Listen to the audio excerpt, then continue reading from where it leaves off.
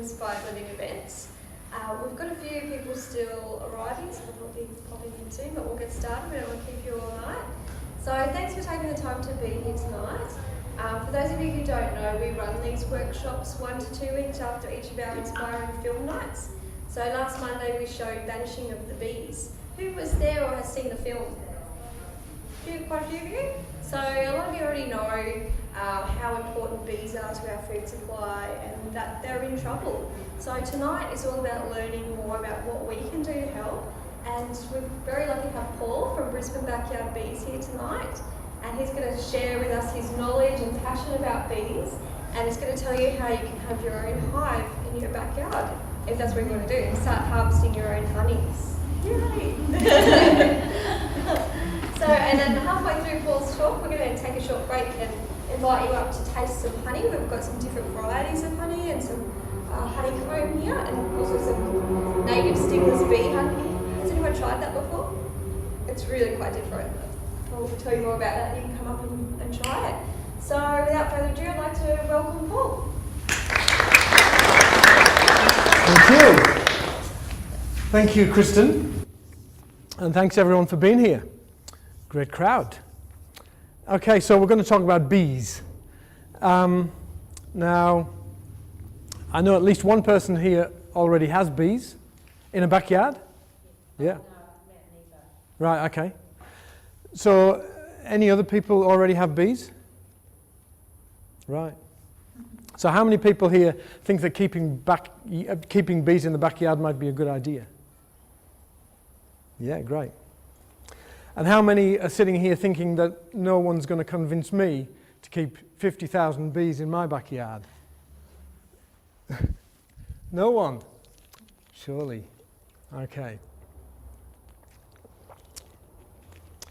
Okay, so I have a short time tonight to tell you a little bit about bees, so that hopefully when you go home tonight you can think to yourself, well, actually bees are pretty cool.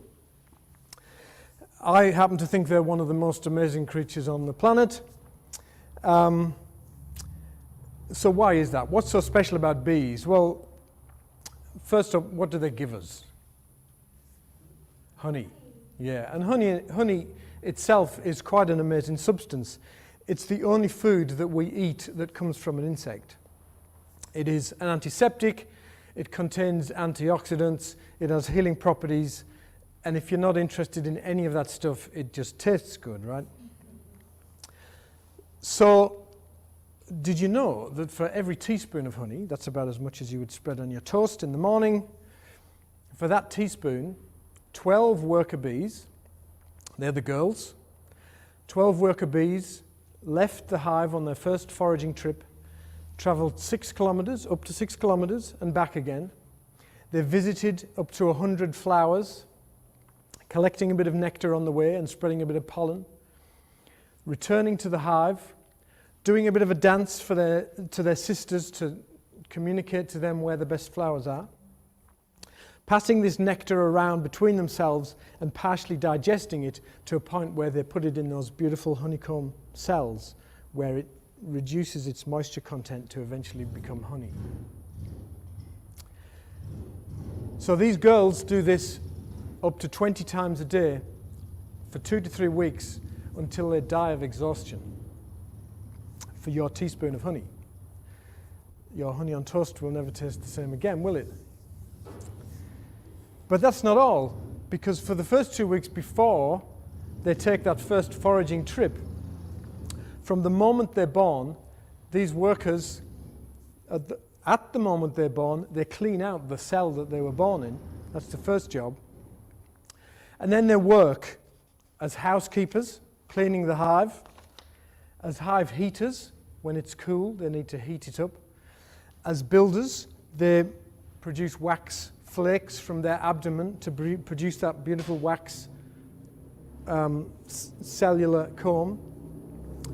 As nurses, nursing the new brood and feeding the queen and feeding the drones. And as undertakers, carrying out the dead. And as entrance guards, keeping out the predators. So they have a short life of about 6 weeks, and for those 6 weeks they are flat out.